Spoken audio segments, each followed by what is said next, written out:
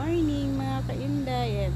Mangunguha ulit si Inday ng ng malunggay. Malunggay ng kapitbahay. Ayan nakakalbo na yung malunggay. Naunahan na naman tayo ng mga kabayan.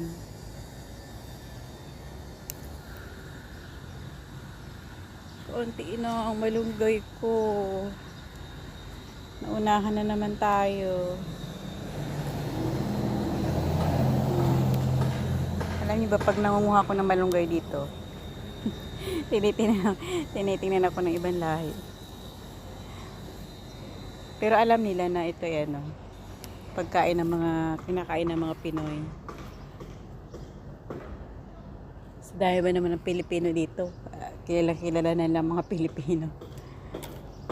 Ayan, kakaunti na. Ayan, ito lang nakuha ko.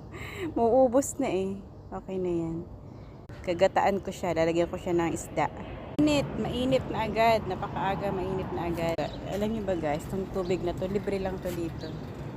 Pero siyang tubig, malamig, mainit, normal water. Ayan, libre lang yan dito. Sa mga naglalakad, ayan. Mainit na agad. Mag-aalas 7 pa lang, sobrang init na. Ayan.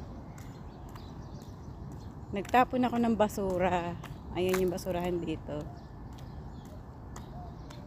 Tapos yung kinukuha na ako ng malunggay, malapit lang dito.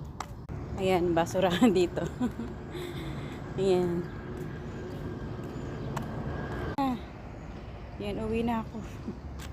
Nagtapon na ako ng basura at nanguha ng malunggay. Gagataan ko siya. Ayan. Diba mainit na. Ayan, ganito po dito. Ayan ang basurahan. Malayo kasi yung bahay namin sa basurahan, kaya ganito yung pinaghahakutan ko ng basura. Ayan, ang aeroplano. Malapit lang kami sa airport. Ayan, kaya pag may dumadaan dito yung aeroplano, napakababa. Sobrang baba na aeroplano. Ayan, uuwi na si Inday. Mainit na, basa na ako ng pawis.